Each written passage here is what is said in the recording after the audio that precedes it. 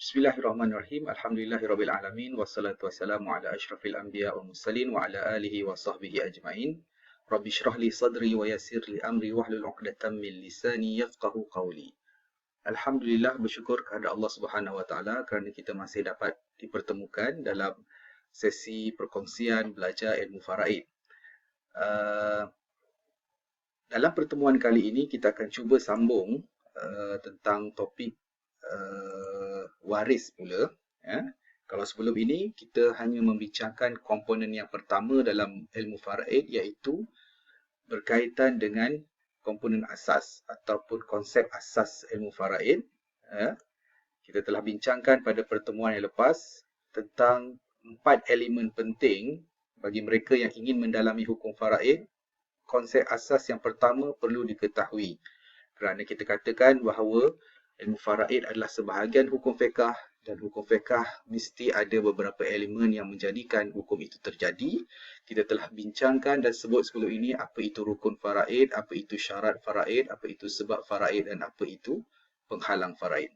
Jadi pada pertemuan kali ini kita akan masuk kepada komponen yang kedua, iaitu waris dan bahagian. Kita akan berjumpa dengan tiga istilah penting ini, yang akan menjadi intipati kepada perbahasan ilmu faraid.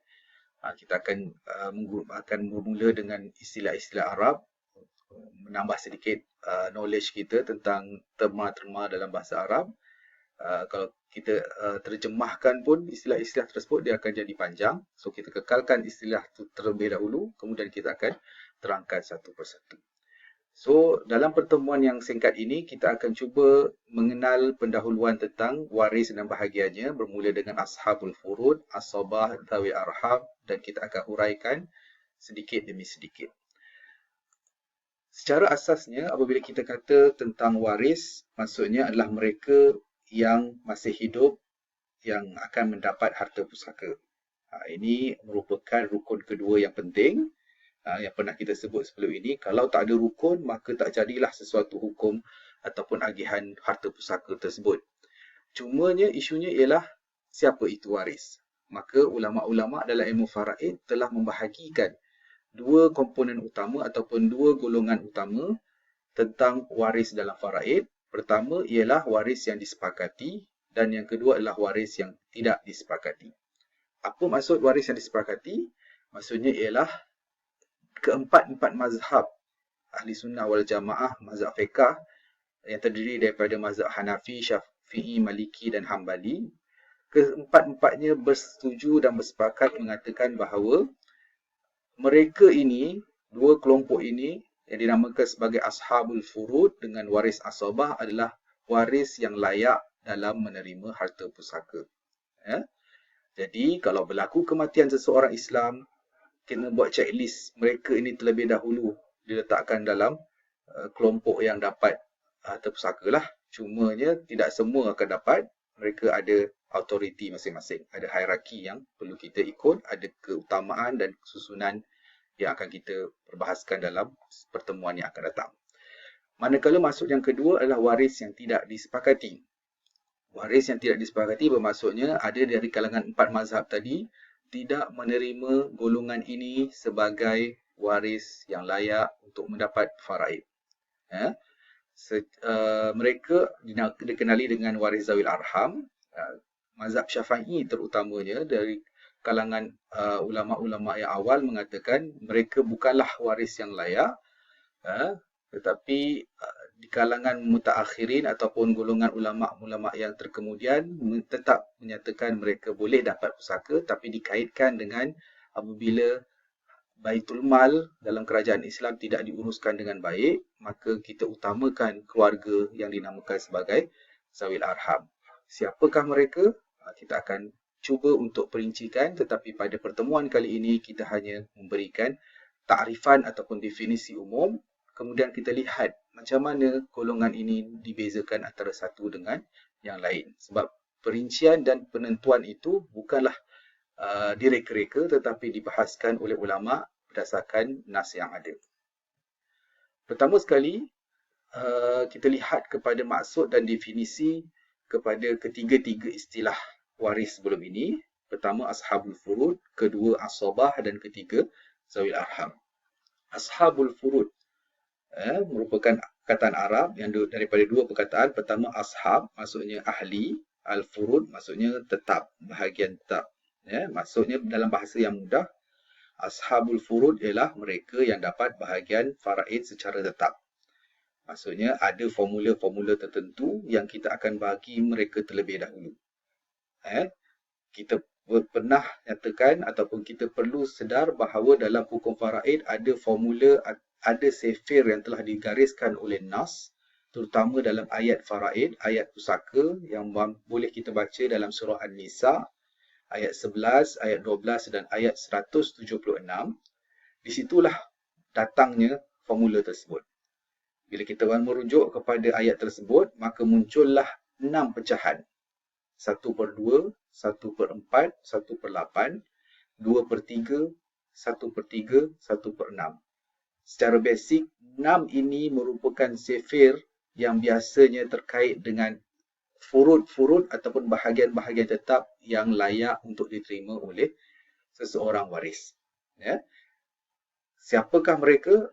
Itu akan kita perincikan, tetapi sekarang ni kita hanya melihat kepada definisi. So, mereka yang layak untuk mendapat bahagian tetap adalah, tetapnya ialah 6 bahagian-bahagian formula tersebut. Jadi, ashabul furud kalau kita definisikan ialah waris yang ditetapkan bahagian pusaka mereka menurut Al-Quran, As-Sunnah dan Ijma'.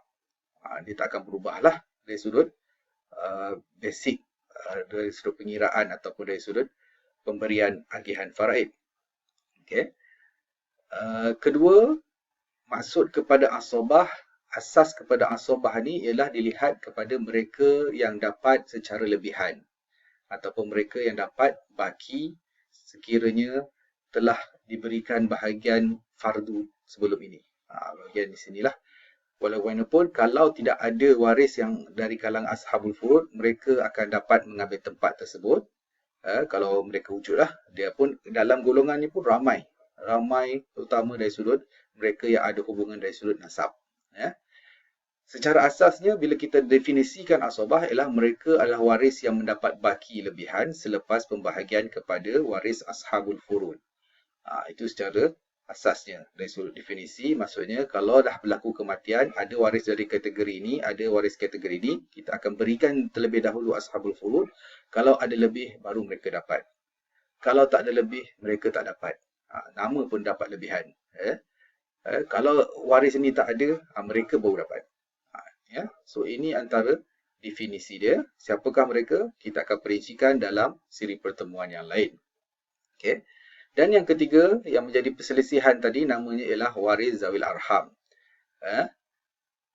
Waris zawil arham lagi ramai, tetapi untuk mudah memahami waris zawil arham ialah ulama biasa mengatakan definisi bagi zawil arham ialah waris yang mempunyai hubungan kerabat. Mereka masih ahli kerabat, ahli keluarga atau darah dengan si mati selain daripada ashabul furud dan asabah. Sebab kerabat, sebab apa? Sebab maksud kepada zawil arham ini pun dari sudut bahasa adalah mereka yang mempunyai hubungan rahim. Rawi itu adalah maksudnya ahli, al-arham ialah yang mempunyai hubungan rahim lah. That's why kita dalam bahasa Melayu kita sebut silaturrahim, hubungan persaudaraan maksudnya.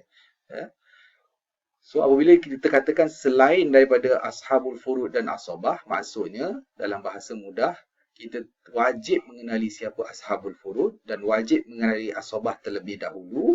Siapa-siapa yang tidak termasuk dalam golongan ini, selebihnya adalah waris zawil arham. Itu secara basicnya. Secara basicnya. So, saya bagi gambaran contoh yang umum terlebih dahulu bagaimana ilmu faraid itu membeza-bezakan status dari sudut kedudukan waris itu antara layak tak layak ataupun antara ashabul furud dan asabah sebagainya. Contoh pertama. Ini adalah basic family. Biasa kalau si mati dah berkahwin, ada zuriat, masih ada ibu bapa, maka ini adalah 5 orang. 5 orang. Ibu, bapa, anak perempuan, anak lelaki. isteri sekiranya yang mati itu adalah suami dia, atau suami sekiranya yang mati itu adalah isterinya. Ya. So basic ini, ya, dari kacamata kita adalah mereka memang paling rapat kepada dengan si mati. Dari sebab itu Islam melihat siapa yang rapat dengan si mati biasanya mereka layak, sangat-sangat layak untuk mendapat harta pusaka. Tapi dari sudut perincian ilmu faraid, apakah status kedudukan nama mereka untuk dapat melayakkan mereka mendapat sesuatu agihan faraid? Begini, dia akan berbeza antara satu dengan yang lain. Ibu, mak kepada si mati, dalam ilmu faraid digelarkan ashabul furud. Mereka ataupun mak ini hanya layak mendapat secara sifir formula itu sahaja. Beza dengan ayah. Ayah boleh dapat secara ashabul furud dan boleh dapat secara asobah. Ini kelebihan dia ayah ni. Boleh ada sifir dan boleh dapat baki. Itu sebab asobah ni. Bila situasi dia, ini kita akan huraikan nantilah. Saya bagi contoh status je dulu. Isteri atau suami kepada si mati hanya atas gelaran ashabul furud sahaja. Tak mungkin isteri dan suami akan dapat baki seperti seorang ayah. Ini kena faham. Kemudian, anak lelaki kepada si mati layak untuk mendapat harta atas status kedudukan dia sebagai waris asobah sahaja. Manakala anak perempuan layak untuk mendapat harta pusaka yang bapa dia ni lah, ataupun ibu dia, gantung siapa yang mati, atas tiket kedudukan dia sebagai waris ashabul furud dan asobah. Ada situasi tertentu yang menyebabkan anak perempuan bertukar status. So ini nak menunjukkan bahawa walaupun kelima-lima orang ini ataupun 6 orang jumlahnya sangat hampir kepada si mati, tetapi kedudukannya dalam ilmu faraid adalah berbeza. Dengan perbezaan ini, agihan juga akan memberi impak yang berbeza dari sudut kadarnya. Contoh yang kedua, saya bawakan contoh si mati sama ada seorang lelaki atau perempuan mempunyai anak perempuan, anak lelaki, dan anak perempuan, anak lelaki daripada anak perempuan kepada anak lelaki kepada perempuan. Okey ya. Yang pertama tadi kita dah tengok kedudukan dia. Kalau anak lelaki namanya adalah asobah, dan kalau anak perempuan adalah ashabul furud dengan asobah. Kita dah sebut tadi. Sekarang ni kita cuba tengok 4 orang level bawah daripada anak ni. Dari kacamata orang awam yang mungkin belum belajar faraid, keempat-empat orang ini adalah berstatus cucu kepada si mati. Tetapi dalam ilmu faraid, 4 orang ini kedudukan statusnya berbeza dan impaknya juga akan berbeza. Contoh, cucu lelaki daripada anak lelaki, dia berkedudukan status sebagai waris asobah. Cucu perempuan daripada anak lelaki, statusnya adalah ashabul furud dengan asobah. Manakala kedua-dua cucu yang datang daripada anak perempuan kepada si mati, maka inilah yang dinamakan sebagai waris zawil arham. Disebabkan inilah ilmu faraid itu dianggap unik, bahkan susah, sebab identifikasi perlu dibuat terlebih dahulu. Selepas itu barulah kita tahu bahagian yang layak untuk mereka dapatkan. Sekadar itu untuk pertemuan ringkas pengenalan kepada waris faraid. Untuk itu wabillahi taufiq wa hidayah. Wassalamualaikum warahmatullahi taala wabarakatuh.